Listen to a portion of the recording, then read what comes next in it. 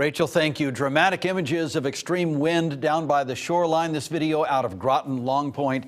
As Rachel mentioned, winds reaching nearly 60 miles per hour. By Groton Long Point, we saw just how those conditions worsened throughout the Fox 61 News at 4 and 5. Watch this. How's it looking out there? It is significantly windy here. It almost blew the doors off our car. Take a look out here. Some significant waves here. I've never seen waves like this along the Connecticut shore. I'm actually literally leaning into the wind right now, and it's supporting me. It was almost impossible just to walk up this little driveway here, but you can see the waves behind me are really crashing down here and grinding. I can tell you, it's bitterly cold right here as the winds are really whipping. The sleet has stopped and the rain has stopped for a minute, but that hasn't stopped it from us getting pretty cold and wet out here.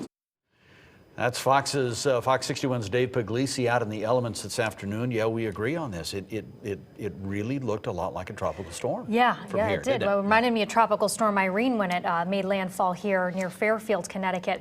He now joins us live from Groton Long Point, where it's a much different scene right now. Dave.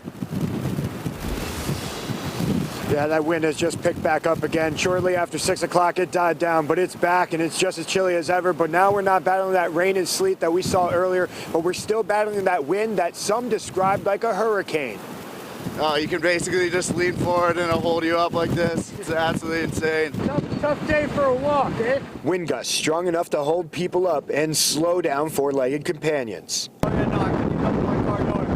track practice today, and I had to run. It was terrible. But perfect winds at Groton Long Beach for John Pappas, who drove down from Boston to surf the waves. It's absolute mayhem out there. The wind was blowing like 25 miles an hour. The waves are coming one after another, 3-second intervals. Fox 61 meteorologists say those gusts peaked close to 60 miles per hour, creating choppy waters that kept New London ferries docked. Wind advisories led North Stonington to allow elementary schools out early. East Hampton Public Schools did not.